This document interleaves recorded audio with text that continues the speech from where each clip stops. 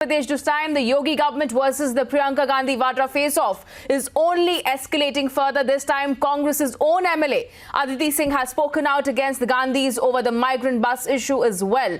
And this has been an ongoing issue between the UP government as well as the Congress. The Congress has repeatedly raised questions about the migrant exodus, and the latest that we are getting is that there has been a revolt within the Congress party itself. Their own MLA this time, Congress's own MLA Aditi Singh has spoken out against the Gandhis over the migrant buses issue. Even as we are seeing, we have entered the phase 4 of the lockdown. Priyanka Gandhi Vadra's aid now has shown an unprecedented amount of revolt against its own party over arranging of buses, calling it a sham this time.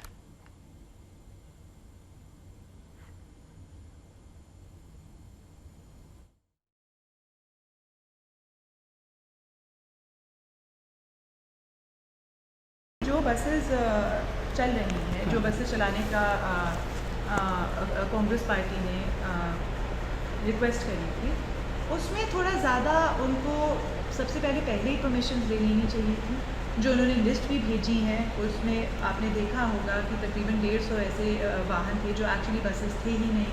कोई auto थे, कुछ 4 पहिया थे, कुछ 2 पहिया थे और अन्य बहुत सारी उनमें वो थी।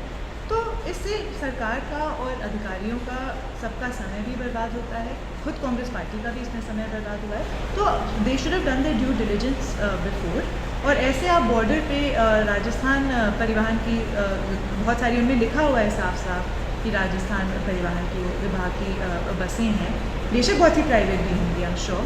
पर आप किसी और प्रदेश के जहां आपको मैंडेट दी गई है बाय द जनता, आप उनके जो साधन हैं, उनके जो रिसोर्सेज हैं, उसी प्रदेश में यूज़ करें।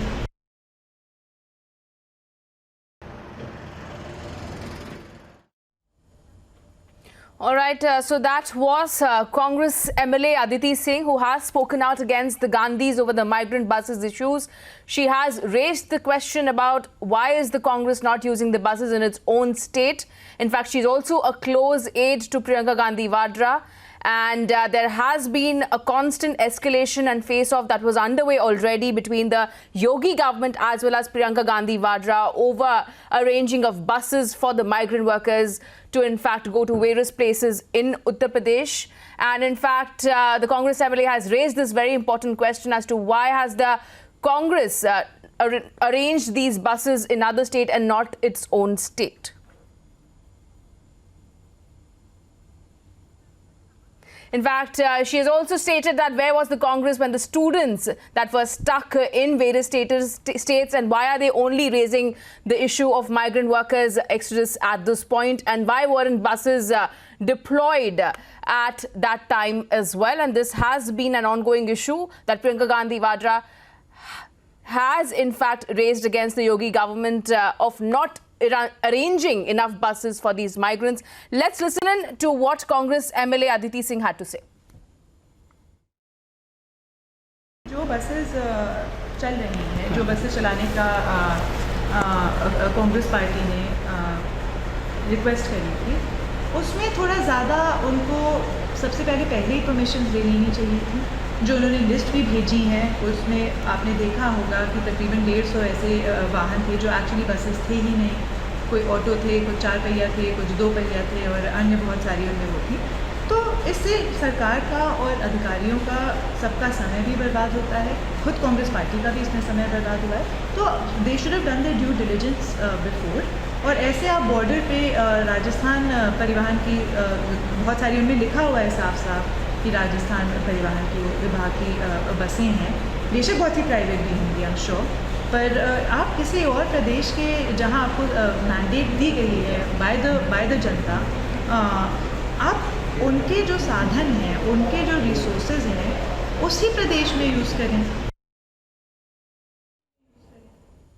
Let's go across to my colleague Samarth, who's also joining us live with more details. So, Samarth, very important and valid questions have been raised by Congress's own MLA this time. She has stated why is the party in a way trying to play politics at such times of a pandemic, also stating that they were sent a list of 1,000 buses, out of which half of them turned out to be fraud, 297 of them being junk buses as well. Take us through the details of the allegations that she's making.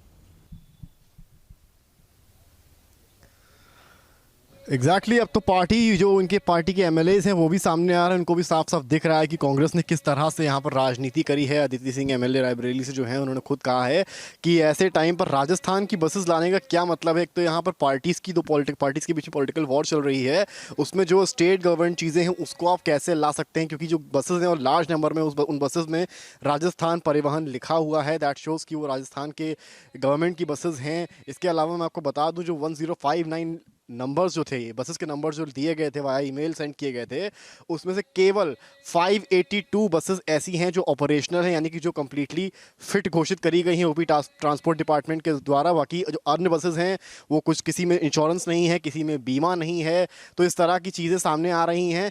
तो ये काफ़ी जो है upsetting part है, क्योंकि एक time पर जो माइग्रेंट्स की बात चल रही है और पूरा देश एक साथ खड़ा हुआ है, ऐसे वक्त पर कांग्रेस पार्टी इस तरह की राजनीति कर रही है। काफ़ी अपसेटिंग है उन माइग्रेंट्स के लिए जो अभी भी कहीं ना कहीं यूपी के बॉर्डर्स पे और कई अन्य जगहों पर फंसे हैं। और मेन मसला ये है कि राजस्थान में भी कई माइग्रेंट्स हैं जो काफ़ी बड़े नंबर में फंसे हुए हैं। तो वहाँ की बसेस उत्तर प्रदेश में लाने का क्या मतलब है और उत्तर प्रदेश के माइग्रेंट्स को ले जाने का क्या मतलब है। उत्तर प्रदेश सरकार खुद एफर्ट्स कर रही है, more than 12 lakh migrants via train और बसेस लाए जा चुके हैं वापस। तो ऐसे में यहाँ पर पॉलिटिक्स करने का क्या मतलब था। आपको अगर इतनी हेल्प करनी थी माइग्रेंट्स की, तो आपकी जो स्टेट्स हैं यानी कि राजस्थान है, वहाँ पर आपको जो है बसेस यूज़ करवानी चाहिए थी जहाँ पर एक्चुअली ज़रूरत है। बट आप वहाँ की बसेस यूपी में भेज रहे हो।